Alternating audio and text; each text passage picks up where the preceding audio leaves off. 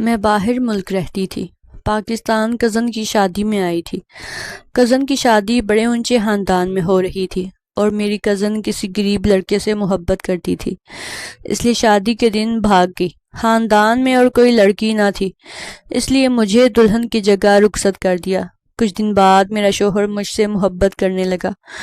ہم اچھی زندگی گزار رہے تھے جب اپنے گھر کے پچھلے حصے میں پودا لگانے کے لیے میں نے زمین کھودی تو اس وقت مجھ پر قیامت ٹوٹ پڑی، جب زمین کے اندر میری اسی کزن کی سب بڑے کمرے میں موجود تھے اور میں ایک کونے میں بیٹھی حیرت سے آنکھیں پھاڑے سب لوگوں کو دیکھ رہی تھی۔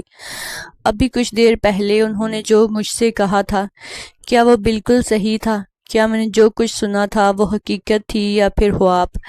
مجھے کچھ بھی سمجھ نہیں آ رہا تھا۔ اس طرح سے میں اپنی زندگی کا فیصلہ کیسے لے سکتی تھی؟ سامنے ہی لیپ ٹاپ رکھا تھا جس پر ویڈیو کال میں موجود میرے ماں باپ مجھ سے کہہ رہے تھے، بیٹا ان کی بات مان لو اور کوئی راستہ نہیں ہے۔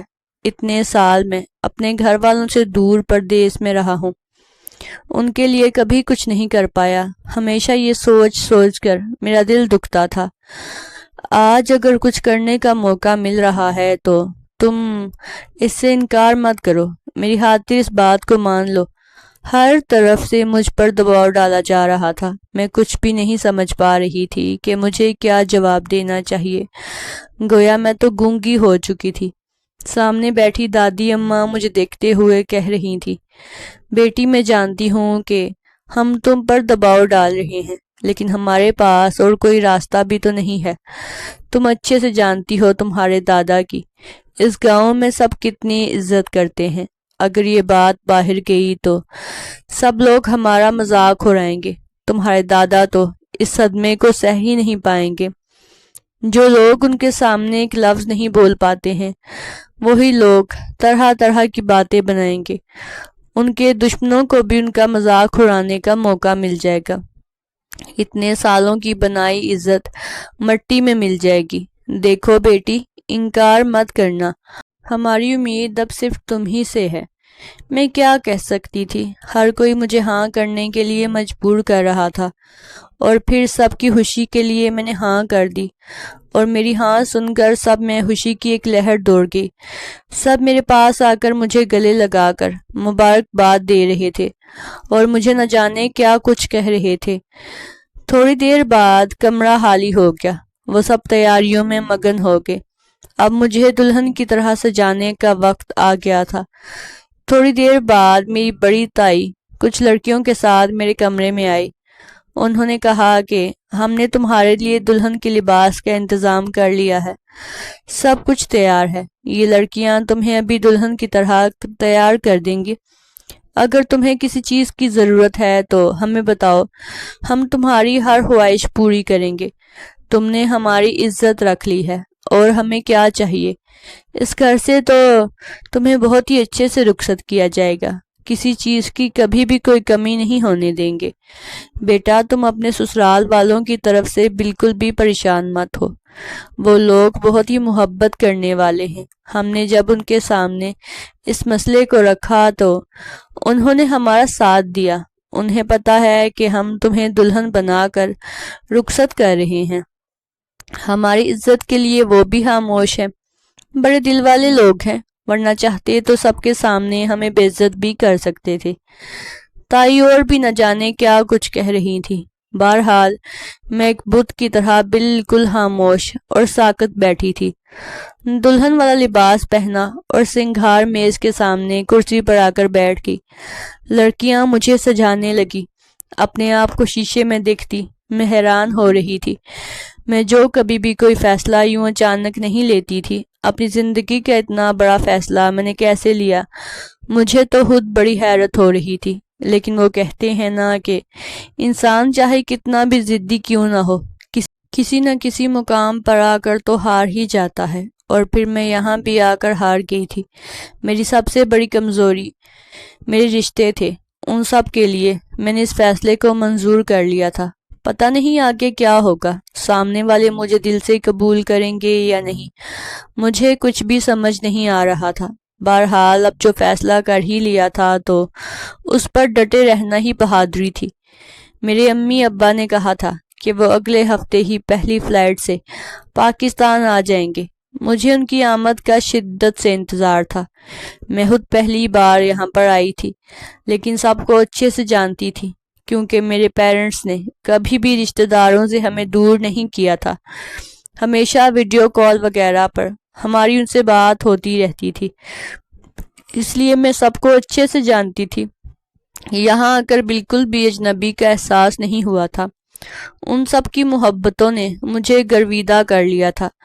مجھے تیار کر کے باہر ہال میں لایا گیا۔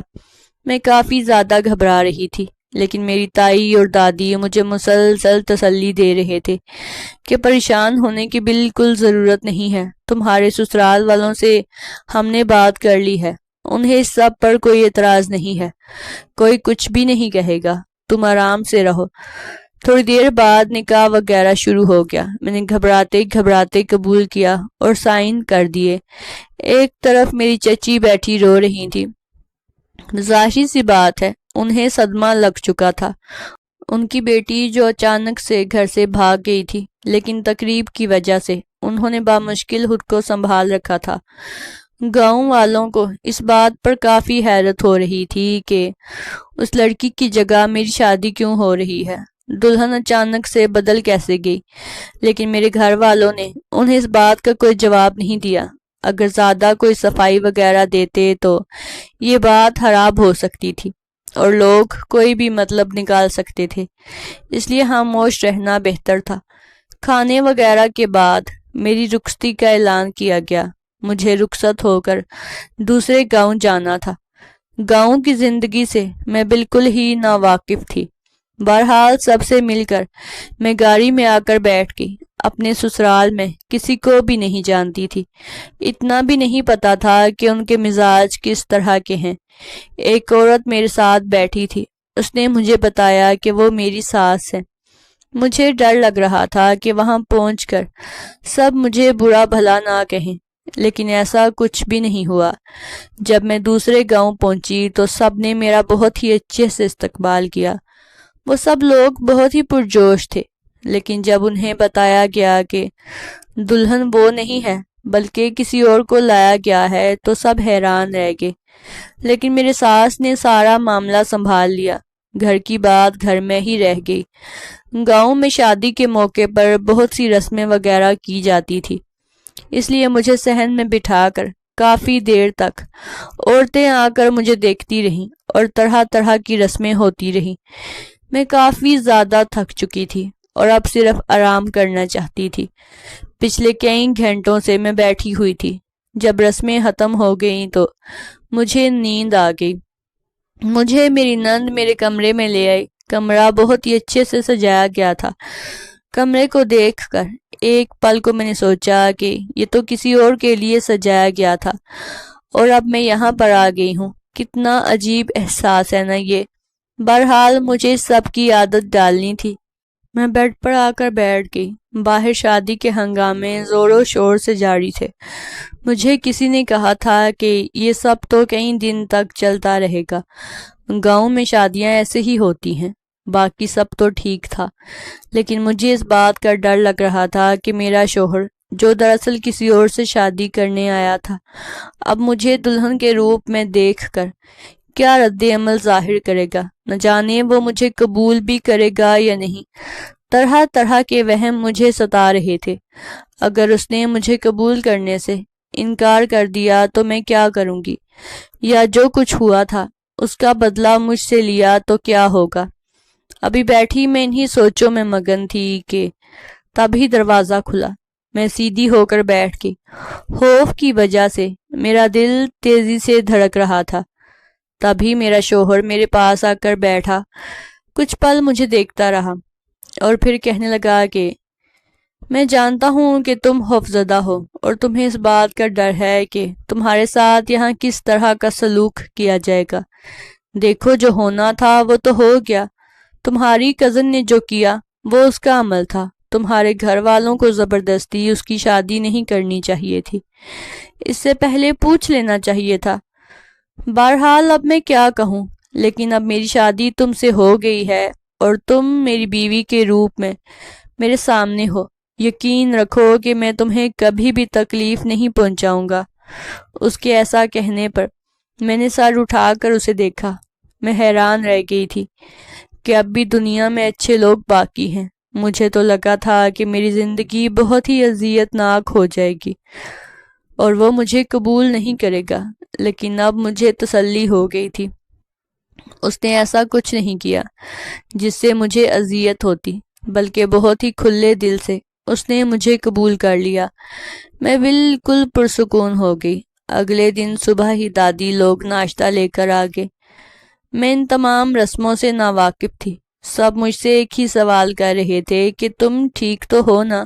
کچھ غلط تو نہیں ہوا؟ میں نے ان سے کہا کہ آپ تسلی رکھیں، یہاں سب بہت ہی اچھے ہیں اور مجھ سے بہت ہی پیار اور عزت سے پیش آ رہے ہیں۔ کسی طرح کا کوئی مسئلہ نہیں ہوا۔ یہ سن کر سب نے سکھ کا سانس لیا۔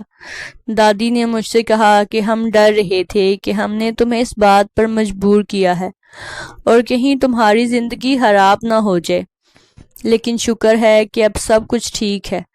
میں نے دادی کو تسلی دی کہ آپ پریشان مت ہوں، میں خوش ہوں۔ چچی کی طبیعت کیسی ہے؟ دادی بولی۔ اس کی طبیعت کیسی ہو سکتی ہے؟ وہ تو رو رو کر بے حال ہو چکی ہے۔ اپنی بیٹی کا غم اور بے عزت ہونے کا غم اسے مارے جا رہا ہے۔ حالانکہ ہم اسے کئی بار سمجھا چکے ہیں کہ جو ہونا تھا وہ ہو چکا ہے۔ اس میں غلطی ہماری بھی ہے، ہمیں لڑکی سے پوچھ لینا چاہیے تھا، لیکن ہم نے جلد بازی سے کام لیا۔ لیکن تمہاری چچی کسی سے بات چیت ہی نہیں کر رہی، بس ہر وقت کمرے میں بند ہیں۔ آہستہ آہستہ وہ ٹھیک ہو جائیں گی، ابھی وقت لگے گا۔ میرے پیرنٹس نے بھی ویڈیو کال کی اور مجھ سے بہت سے سوالات کیے۔ میں نے انہیں تسلی دی کہ میں بالکل ٹھیک ہوں۔ میرے والدین چونکہ شادی میں نہیں آ سکے تھے، اس لیے ہم نے ولیمے کی تاریخ آگے کر دی تاکہ ان کے آنے پر ہی ولیمہ کیا جائے۔ اب مجھے بہت ہی شدت سے اپنے ماں باپ کے آنے کا انتظار تھا۔ اسی ہفتے کے آخر میں وہ لوگ آ رہے تھے۔ جب اماں ابا دونوں گاؤں پہنچے تو میں نے ان کے گلے لگ کر خوب روئی۔ دونوں نے مجھے تسلی دی اور کہا کہ اب تم خوش تو ہو نا؟ اپنی زندگی میں کسی طرح کا کوئی مسئلہ تو نہیں ہے نا؟ میں نے انہیں کہا نہیں، میں بالکل خوش ہوں۔ سب لوگ مجھ سے بہت ہی زیادہ محبت کرتے ہیں، کسی طرح کا کوئی بھی مسئلہ نہیں ہے۔ بہرحال ولیمے کی تقریب منعقد کی گئی۔ تقریب بہت ہی شاندار رکھی گئی تھی۔ میری چچی ولیمے کی تقریب میں شریک نہیں ہو سکی تھی، ان کی طبیعت بہت زیادہ خراب تھی۔ وہ اپنی بیٹی کی یاد میں ہر وقت روتی رہتی تھی، لیکن ان کی بیٹی نہ جانے کہاں چلی گئی تھی، جو اب تک واپس ہی نہ آئی تھی۔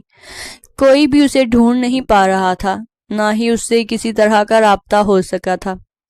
اگر پتہ چل جاتا کہ وہ کہاں ہے تو کم سے کم اسے ڈھونڈ کر اس کی ماں کے سامنے لایا جا سکتا تھا۔ سب نے ہر ممکن کوشش کر کے دیکھ لی، لیکن اس کا کچھ پتہ ہی نہیں چل رہا تھا۔ کچھ وقت پہلے تک تو میری زندگی بالکل ہی نارمل تھی۔ میں نے سوچا بھی نہیں تھا کہ یوں اچانک میری کزن کی وجہ سے میری زندگی پلٹا کھا جائے گی۔ میں جو پردیس میں پلی بڑی تھی، یہاں کے رسم و رواج سے بالکل ناواقف تھی۔ میرے ابا گاؤں چھوڑ کر عرصہ دراز پہلے ہی پردیس میں آ گئے تھے۔ میری پیدائش وہیں پر ہوئی تھی۔ میں نے اپنی پڑھائی وغیرہ بھی وہاں پر ہی مکمل کی۔ میرا کوئی بہن بھائی نہیں تھا، اکلوتی تھی، اس لیے اپنے ماں باپ کی خوب لاڈلی بھی تھی۔ انہوں نے مجھے کبھی کسی چیز کی کمی محسوس نہیں ہونے دی۔ باہر رہتے ہوئے بھی مجھے اچھی تربیت دی تھی۔ میں کسی بھی بری عادت کا شکار نہیں تھی اور لباس بھی خراب نہیں پہنتی تھی۔ ابا اکثر ہی گاؤں میں فون کرتے تھے اور میری بھی گھر والوں سے بات چیت کرواتے تھے، اس لیے میں سب کچھ جانتی تھی، مگر اب تک میں پاکستان نہیں آئی تھی۔ بہت بار اماں ابا سے کہا کہ مجھے پاکستان لے جائیں، لیکن یہاں پر میرے ابا کا ایک سٹور تھا، وہ اسے چھوڑ کر نہیں آ سکتے تھے۔ اس لیے جب گاؤں سے ایک دن فون آیا کہ میری کزن کی شادی ہو رہی ہے اور ہمیں اس میں ضرور آنا ہوگا، دادی ابا سے کہہ رہی تھیں کہ اب تک تم پاکستان آئے ہی نہیں ہو، جا کر واپس آنا بھول چکے ہو۔ لیکن اب تمہیں ہر حال میں آنا ہی ہوگا۔ تمہاری بھتیجی کی شادی ہے، اس میں شرکت تو کرنی ہی پڑے گی۔ میری ایک ہی کزن تھی، چاچو کی اکلوتی بیٹی، سب اس کی شادی کے لیے بہت ہی زیادہ پرجوش تھے۔ ایک بڑے خاندان میں اس کی شادی طے کی جا رہی تھی۔ اماں ابا کو روز دادی کا فون آتا اور وہ یہی بات کہتی کہ تم لوگ پاکستان آ جاؤ، کم سے کم شادی میں شریک ہونے تو آؤ۔ لیکن ابا کے کچھ مسئلے وغیرہ چل رہے تھے، اس لیے آنا ممکن نہیں تھا۔ ایسے میں اماں اور ابا نے مجھ سے کہا کہ بیٹی، ہم تو وہاں جا نہیں سکتے، لیکن تم ہماری طرف سے شریک ہونے چلی جاؤ۔ پہلے تو میں حیران ہو گئی کہ میں کیسے جاؤں گی اور وہاں رہوں گی کیسے، لیکن پھر اماں اور ابا نے مجھے سمجھایا کہ اتنا مشکل نہیں ہے، ویسے بھی تم سب کو جانتی ہو، وہاں سب تمہارا بہت دھیان رکھیں گے۔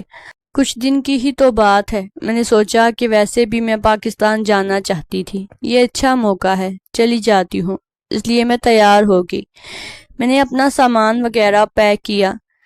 یونیورسٹی ویسے بھی ختم ہو چکی تھی اور میں فری تھی۔ ابا نے میرے ٹکٹ وغیرہ بھی کروا دیے۔ ابھی شادی میں کافی دن باقی تھے، لیکن میں پہلے ہی آ رہی تھی۔ اس سے پہلے میں گاؤں وغیرہ اچھے سے گھومنا چاہتی تھی۔ میں جب پاکستان پہنچی تو ایئرپورٹ پر میرے چچا مجھے لینے کے لیے آئے ہوئے تھے۔ ان سے مل کر میں بہت زیادہ خوش ہوئی اور بہت ہی نرم دل کے مالک تھے۔ مجھے ساتھ لیے گاؤں آئے۔ گاؤں کا ماحول دیکھ کر تو میری آنکھیں پھٹی کی پھٹی رہ گئیں۔ اتنا خوبصورت گاؤں تھا، میں نے سوچا بھی نہیں تھا کہ گاؤں اتنا پیارا ہوگا۔ سب سے مل کر میں صحن میں ہی بیٹھ گئی۔ یہاں سب مل جل کر ہی رہتے تھے، جوائنٹ فیملی تھی اور اچھے خاصے لوگ تھے۔ گاؤں کے لوگ مجھے دیکھنے کے لیے آ رہے تھے، وہ کافی پرجوش تھے۔ میں نے محسوس کیا کہ یہاں پر ہمارے گھر کی کافی زیادہ عزت کی جاتی ہے۔ میرے دادا گاؤں کا ہر فیصلہ خود کرتے تھے اور لوگ ان کی بات مانتے تھے۔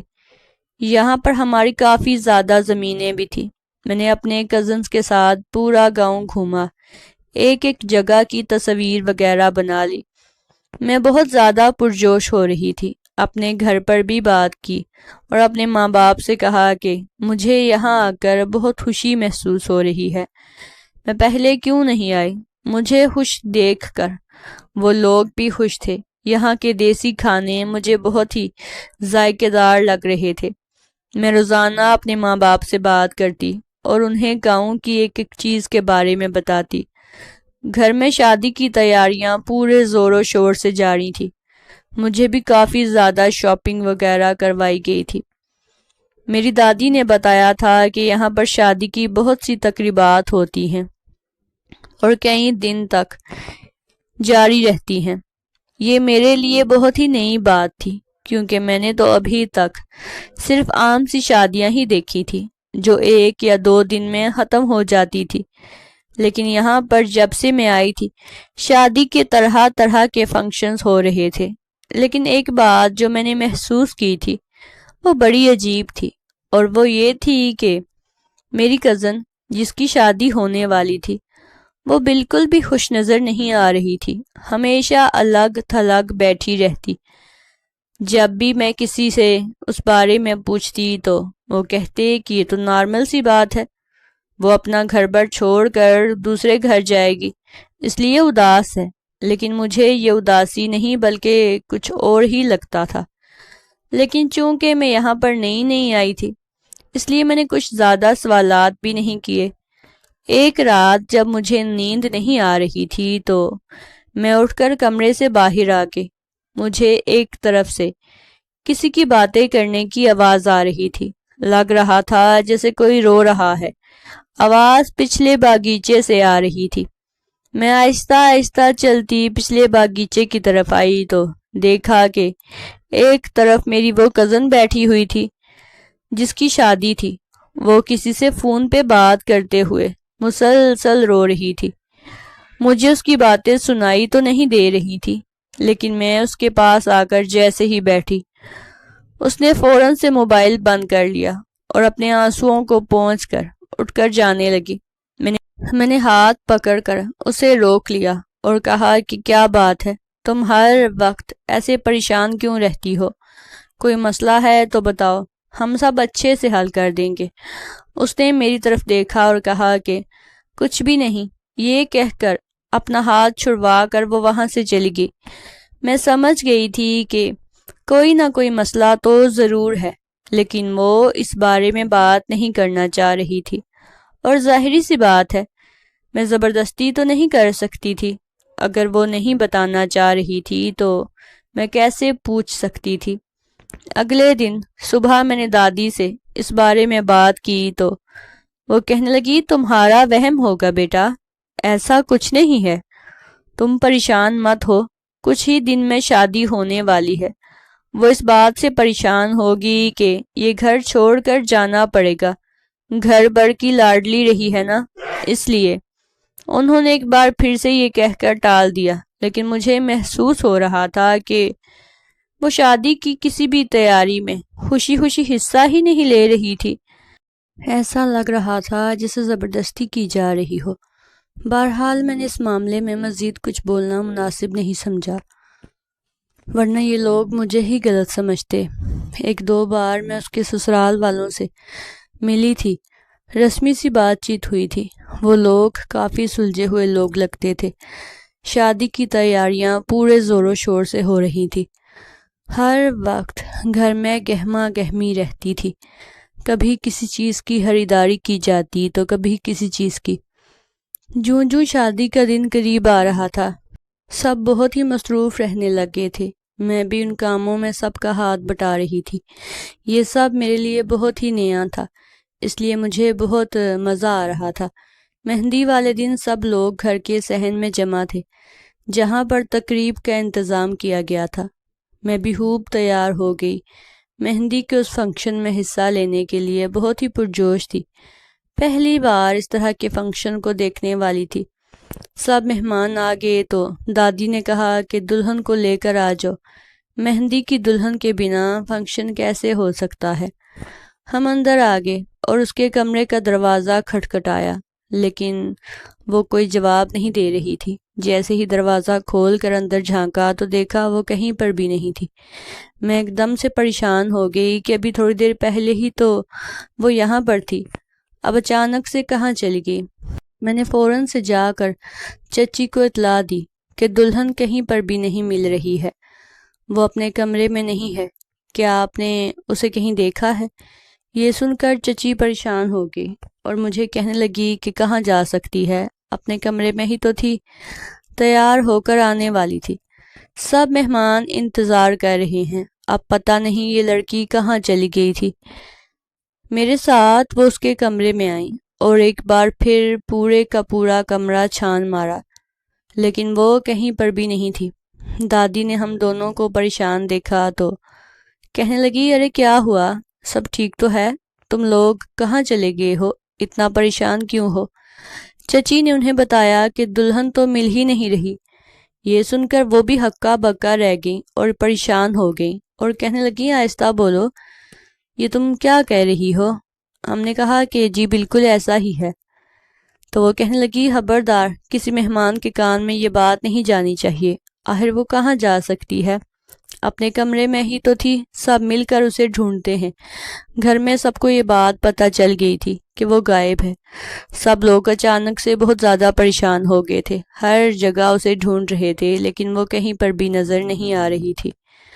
ہم نے گھر کا ایک ایک کمرہ چھان لیا، باغیچہ بھی دیکھ لیا، لیکن وہ کہیں پر بھی نہیں تھی۔ پریشانی کی وجہ سے سب ایک ہی کمرے میں بیٹھے اسی بات کو سوچ رہے تھے کہ اچانک سے وہ کہاں گم ہو گئی تھی۔ تھوڑی دیر پہلے تو یہیں پر تھی، کسی نے بھی اسے باہر جاتے نہیں دیکھا تھا۔ دادی کہنے لگی کہ کہیں وہ گھر سے چلی تو نہیں گئی۔ یہ سن کر چچی پریشان ہو گئی۔ جب اس کے کمرے کی اچھے سے تلاشی لی گئی تو وہاں پر ایک خط ملا جس میں صاف صاف لکھا تھا کہ میں یہ شادی نہیں کر سکتی، آپ میں سے کسی نے بھی مجھ سے میری مرضی نہیں پوچھی اور زبردستی میری شادی طے کر دی۔ میں تو کسی اور سے محبت کرتی ہوں، وہ غریب ہے، میں جانتی ہوں، آپ لوگوں میں سے کوئی بھی کبھی بھی اسے قبول نہیں کرے گا، اس لیے میں یہ گھر چھوڑ کر ہمیشہ ہمیشہ کے لیے اس کے ساتھ یہاں سے بہت دور جا رہی ہوں۔ مجھے ڈھونڈنے کی کوشش مت کرے گا، میں آپ کو نہیں ملنے والی۔ وہ خط پڑھ کر ہم سب پریشان ہو گئے۔ دادی نے کہا کہ بات گھر سے باہر نہیں جانی چاہیے ورنہ ہماری بہت بےعزتی ہو جائے گی۔ گاؤں بھر میں اس کی تلاش شروع کر دی گئی لیکن وہ کہیں پر بھی نہیں ملی۔ ظاہری سی بات ہے وہ جا چکی تھی تو کہاں سے ملتی۔ میرا شک صحیح ثابت ہوا تھا۔ مجھے لگ رہا تھا کہ وہ شادی سے خوش نہیں ہے۔ کاش وہ پہلے گھر والوں کو یہ سب بتا دیتی تو آخری وقت میں سب کو اتنا شرمندہ نہ ہونا پڑتا، یا گھر والے ہی شادی طے کرنے سے پہلے اسے پوچھ لیتے۔ میں اٹھ کر اپنے کمرے میں آ کر بیٹھ گئی۔ پتہ نہیں اب کیا ہوگا، شادی تو ہونے کا کوئی چانس تھا ہی نہیں۔ ظاہری سی بات ہے، دلہن ہی نہیں تھی تو شادی کیسے ہو سکتی۔ میں جانتی تھی کہ اگلے کئی دن تک گھر کا ماحول بہت ہی افسردہ رہے گا۔ میں اپنے کمرے میں بیٹھی سب کے بارے میں ہی سوچ رہی تھی۔ اسی وقت میرے کمرے کا دروازہ بجا اور دادی اندر داخل ہوئی۔ ان کے ساتھ ساتھ باقی سب گھر کے بڑے بھی موجود تھے۔ میں حیران ہوئی کہ وہ سب کے سب ایک ساتھ میرے کمرے میں کیوں آئے ہیں۔ میں ایک دم سے اپنی جگہ سے کھڑی ہو گئی اور دادی سے کہا کہ کیا ہوا، کیا بات ہے، خیریت تو ہے نا؟ وہ بولی ہاں بیٹی خیریت ہے، تم بیٹھو تو صحیح، ہمیں تم سے کچھ بات کرنی ہے۔ نہ جانے کیا بات تھی جو وہ سب ایک ساتھ یہاں آ گئے تھے۔ میں پریشان ہو رہی تھی۔ دادی نے کہا اپنے پاپا کو کال ملاؤ۔ دادی کے کہنے پر میں نے اپنے پاپا کو ویڈیو کال کی۔ پاپا اور ممی دونوں ہی کال پر تھے۔ مجھے کچھ بھی سمجھ نہیں آ رہا تھا۔ پھر دادی نے مجھ سے کہا کہ دیکھو بیٹا، اب ہماری عزت صرف تمہارے ہی ہاتھ میں ہے، خاندان میں اور کوئی بھی لڑکی نہیں ہے، اس لیے ہم نے فیصلہ کیا ہے کہ تمہاری کزن کی جگہ ہم تمہیں رخصت کریں گے۔ یہ سن کر میں اپنی جگہ سے اچھل کر رہ گئی۔ میں نے دادی سے کہا اب یہ کیا کہہ رہی ہیں؟ شادی تو کزن کی ہونی تھی نا، تو اب مجھے کیوں رخصت کیا جا رہا ہے؟ میں کیسے رخصت ہو سکتی ہوں؟ لیکن وہ سب مجھے بولنے لگے کہ دیکھو بیٹا، تمہیں ہماری بات ماننی ہی پڑے گی، ہماری تم سے امیدیں وابستہ ہیں اور کوئی راستہ نہیں بچا ہے۔ اگر تم نے شادی سے انکار کر دیا تو ہم سب گاؤں والوں کے سامنے منہ دکھانے کے لائق نہیں رہیں گے۔ تمہارے دادا کی طبیعت بھی خراب ہو رہی ہے اور تمہاری چچی بھی بہت زیادہ پریشان ہے۔ لڑکے والوں سے بات کر لی ہے، تمہارے ماں باپ بھی اس بارے میں جانتے ہیں، ہم سب راضی ہیں، بس تمہاری ہاں کے منتظر ہیں۔ میں کچھ بھی نہیں سمجھ پا رہی تھی کہ مجھے کیا فیصلہ لینا چاہیے، اچانک شادی ٹھیک رہے گی یا نہیں۔ بہرحال سب کے کہنے پر میں آخرکار ہار گئی اور میں نے ہاں کر دی۔ شادی کے بعد رخصت ہو کر دوسرے گاؤں چلی گئی۔ شادی کے بعد میری زندگی نارمل تھی۔ میں جو سمجھ رہی تھی کہ مجھے کافی مشکلات کا سامنا کرنا پڑے گا اور یہاں میرے ساتھ برا سلوک کیا جائے گا، تو ایسا کچھ بھی نہیں ہوا تھا۔ مجھے میرے شوہر اور اس کے گھر والوں نے بہت ہی اچھے سے قبول کر لیا۔ میرا شوہر مجھ سے بہت محبت کرنے لگا اور ہماری زندگی اچھی خاصی گزرنے لگی۔ میں اپنی زندگی میں مکمل طور پر سیٹ ہو گئی تھی۔ ولیمے کی تقریب پر میرے ماں باپ بھی آ گئے۔ ان کے گلے لگ کر میں خوب روئی۔ ولیمے کے کچھ دن بعد ہی وہ لوگ واپس چلے گئے۔ شادی کے فنکشن وغیرہ ختم ہوئے اور زندگی معمول پر آئی تو میں نے بھی گھر پر توجہ دینا شروع کر دی۔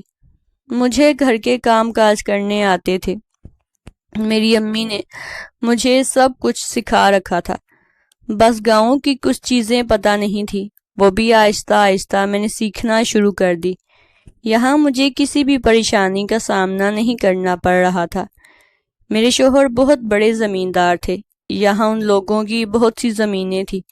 وہ ہر وقت زمینوں پر ہی اپنے کام میں مصروف رہتے تھے۔ گھر میں پچھلے حصے میں ایک بہت بڑا باغیچہ بنا ہوا تھا جو کہ بہت ہی خوبصورت تھا۔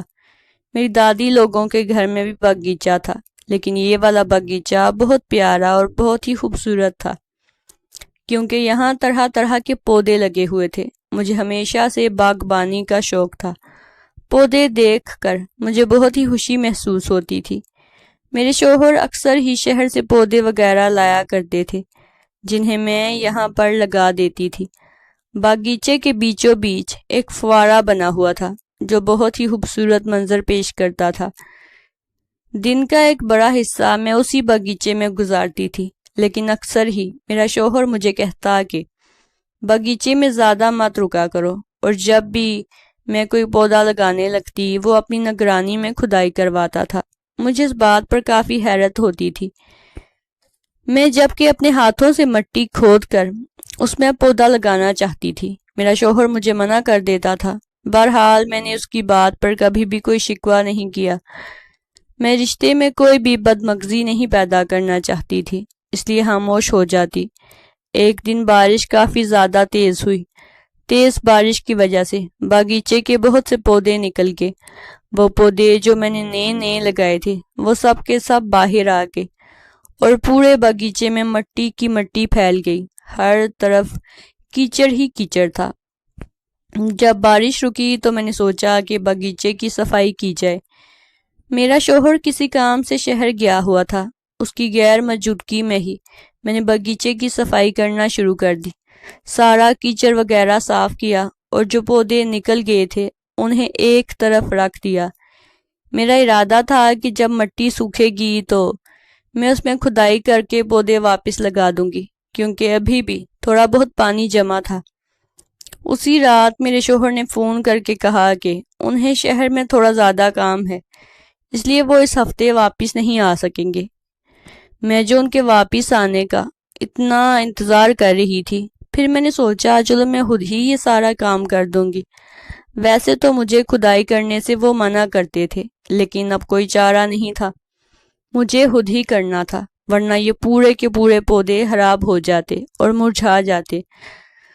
مجھے یہ بہت ہی زیادہ پسند تھے، اس لیے میں انہیں خراب نہیں ہونے دینا چاہتی تھی۔ جب نیچے سے پانی اتر گیا اور وہ صاف ستھرا ہو گیا تو میں نے وہ پودے نکالے اور ان کو صحیح کر کے باغیچے میں آ گئی۔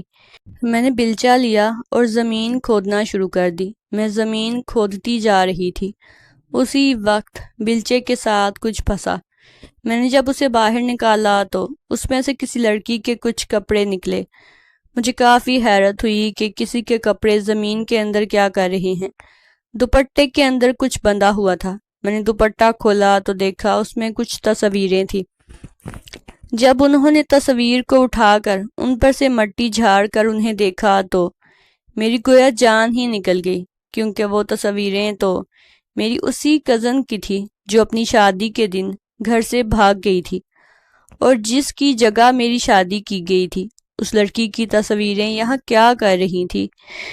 تصویروں میں موجود لباس اس مٹی کے اندر سے ملنے والا لباس ہی تھا، یعنی دونوں ایک ہی لباس تھے، مطلب کہ یہ کپڑے اسی کزن کے تھے۔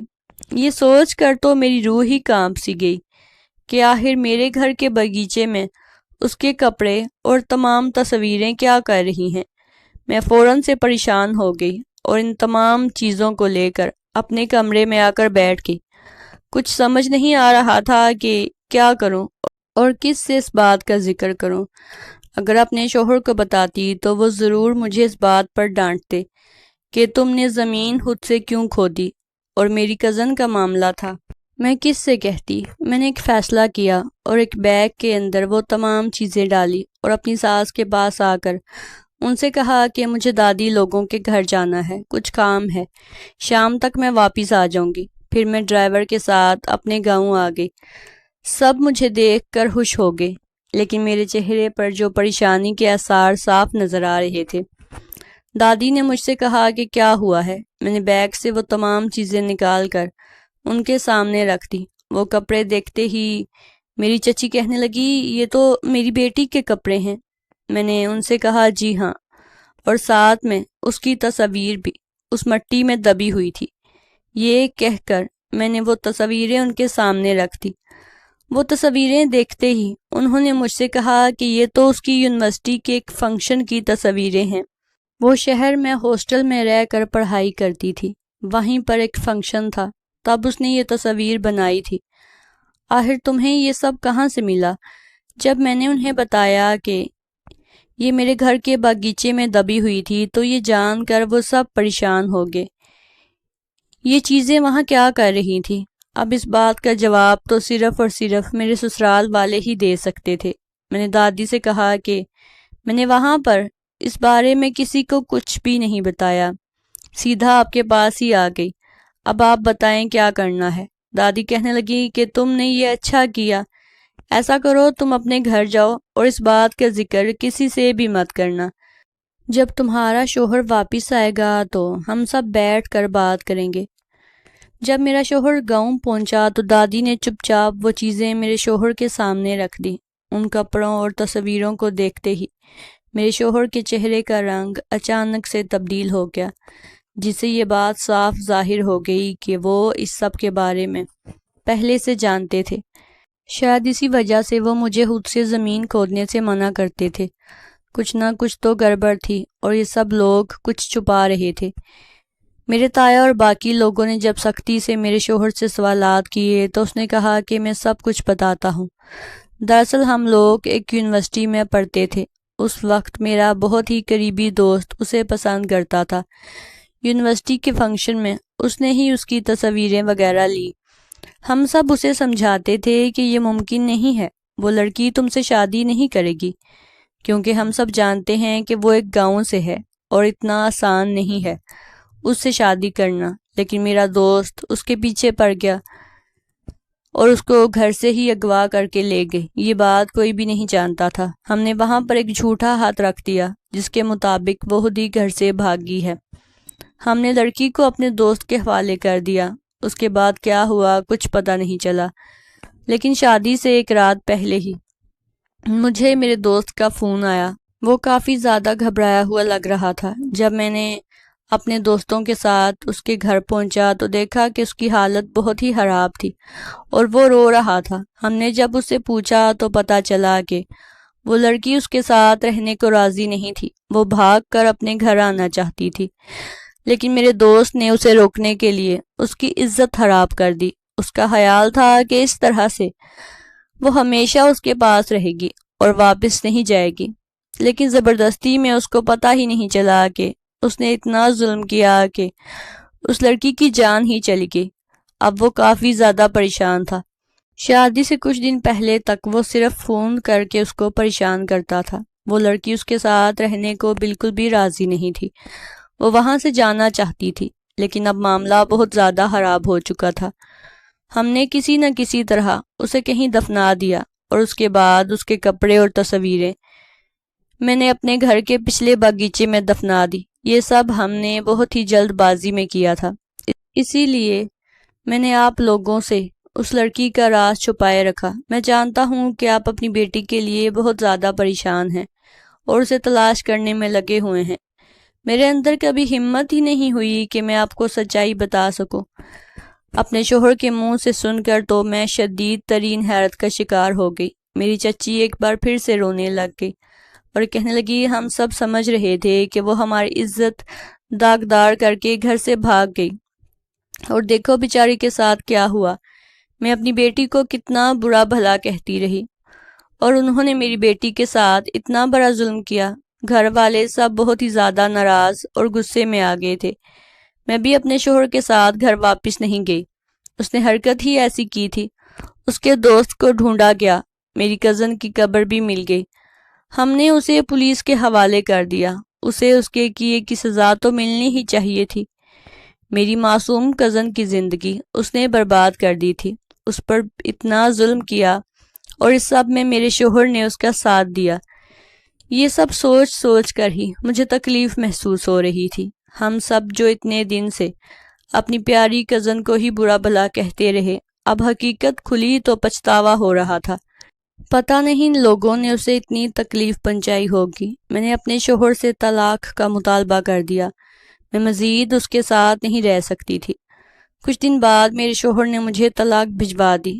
اس سے پہلے اس نے کئی بار مجھ سے کہا کہ وہ مجھے طلاق نہیں دینا چاہتا ہے، میرے ساتھ رہنا چاہتا ہے، لیکن میں نے اس کے ساتھ رہنے سے صاف انکار کر دیا۔ یہی بہتر تھا، ورنہ ہمیشہ اس کے ساتھ رہتے ہوئے اس پچھتاوے کا شکار ہوتی کہ میں ایک ظالم انسان کے ساتھ رہ رہی ہوں جو کہ میری کزن کا بھی مجرم ہے۔ اس لیے بہتر تھا کہ میں یہ سب کچھ چھوڑ کر یہاں سے ہمیشہ ہمیشہ کے لیے چلی جاؤں۔ میں نے اپنے والدین سے بات کی اور اپنے ٹکٹ کروا کر واپس چلی گئی۔ اب اس واقعے کو کافی عرصہ گزر گیا ہے، لیکن اکثر اوقات مجھے یہ سب کچھ یاد آتا ہے اور مجھے پچھتاووں میں گھیر لیتا ہے۔ کاش ہم سب اسے سمجھنے کی کوشش کرتے تو آج حالات تبدیل ہوتے، یہ سب نہ ہوتا اور وہ آج ہمارے بیچ موجود ہوتی۔ ناظرین، اگر آپ کو ہماری کہانی اچھی لگی ہے تو ہماری ویڈیو کو زیادہ سے زیادہ لائک کر دیں، شیئر کر دیں، اور اس طرح کی مزید سبق آموز کہانیاں اور واقعات سننے کے لیے ہمارے چینل کو سبسکرائب کر دیں اور بیل کے آئیکن کو پریس کر دیں۔